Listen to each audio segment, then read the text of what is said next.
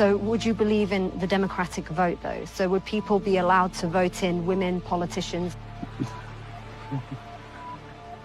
Hi everyone, unofficial tour guide of Sweden here. Something I have covered on this channel before is the Swedish mentality, and how it can best be summarized with this shallow fixation around the phenomenon which is the Sweden image. You see, my dear horse son, Sweden is like that annoying kid in class that had the absolute best grades and still had to overcompensate a little and achieve some extra good social status by ratting you out when you skip class to go smoke weed. Don't think I forgot about you, Anders. Sweden has this obsession with the Sweden image that can be described as a historical tradition, always appearing good, progressive, kind, and most importantly, a predecessor country. The number one country, better than you, better than everyone else, and always ahead of the game. And then they get so pissed off when you point out every factual failure and flaw in their facade that they built up, at which point they suddenly tell my foreign ass isn't welcome in their country anymore. Ah, yes. Swedish solidarity, a highly fickle phenomenon. WikiLeaks just released secret correspondence where we can read, quote, Sweden's armed forces has publicly suggested sending JAS Gripen fighter aircraft to Afghanistan. The Swedish military lobbied for the deployment, arguing that possible combat experience would be good for the Air Force and enhance the marketability of the aircraft. Why do you people always have the mentality of a salesman? Holy shit, it's like living in a country where everyone is trying to sell you a car. What can I do to put you in this vehicle today? What can I do to make you give up your pensions? What can I do to relocate you to this highly exotic ghetto? If you saw my latest English report on the chick that was chased out of Sweden because they didn't like her ruining the Sweden image and questioning clearly deficit policies, then you know what I'm talking about here. This is a cultural tendency that goes way back. I've made videos on this before. It ties into their migration policy, it ties into their prison policy, their climate policy, their feminism policy, and now I see they can't even keep themselves from inserting that marketing dick into a direct conflict zone. How very neutral of you! Holy shit! This is like that time you stayed out of World War II by giving Hitler the idea to make Jew passports and feeding Germany crucial resources until the very end stages of the war, and also extending the Holocaust with numerous months until the point where America and Britain had to yell at you. So, and let's not forget how you set up labor camps for people criticizing Hitler too. That was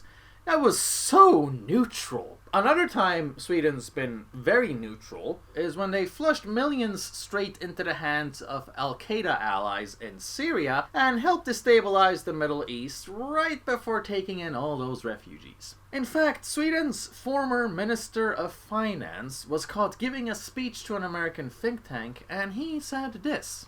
Basically, the US is providing these flows for us. You make war and we get the refugees. So the largest ethnic minority in Sweden now is the Iraqis, which is the largest group. We have quite a large Afghanistani group.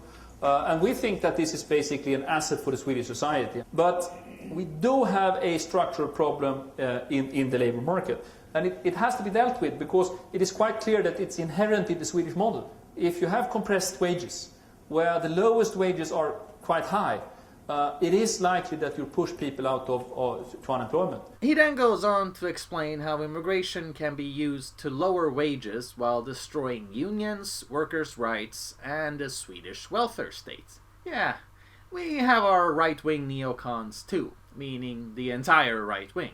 Sweden's right is so left that they supported Joe Biden. Even large parts of our nationalist party prefer Biden over Trump. Speaking of Biden... Likelihood there's going to be the Taliban overrunning everything and owning the whole country is highly unlikely. As for Afghanistan itself, 99% of the population supports Sharia law. The absolute majority. So I'm not sure what to think here, to be honest. This is a Pew Research study that was done before the Taliban takeover, so these numbers might change now that Joe Biden made sure their Islamist utopia will take place. But, who knows? All I know is that this just definitely sucks for the women living there. Sadly, the left never gave a shit about women to begin with. Sweden now has a gender imbalance that's worse than China due to nobody thinking gender quotas should apply to migration intake. Just the big companies, not migration. And it's been mainly from countries like Afghanistan, which also helped play a role in bumping up our sex crime statistics. So claiming that women are a priority for liberals is gonna have to ask for a source, son. And neither do they ever care about ex-Muslims. 79% of Afghani Muslims thinks the death penalty should be handed out for leaving Islam. So, all we can really say right now is that all cultures are not equal. It definitely sucks to be a woman under Islam, and Afghanistan seems to be a really happy place right now. That last sentence felt weird. It's definitely interesting how commie countries are the only ones open to acknowledging the Taliban as a legitimate government and working with them. China and Russia are the only ones considering that this might be a legitimate government. The left's unholy alliance with Islamists truly is a tale as old as time. Naturally, all of this will create huge migrant streams to Europe, and so as you can imagine, every tie-dye witch in the country of Sweden is celebrating right now. Along with the Trilateral Commission, Soros, Bilderberg, and China trying to destabilize their Western enemies. So, I guess some people are happy here. Leave a comment and let me know what you think.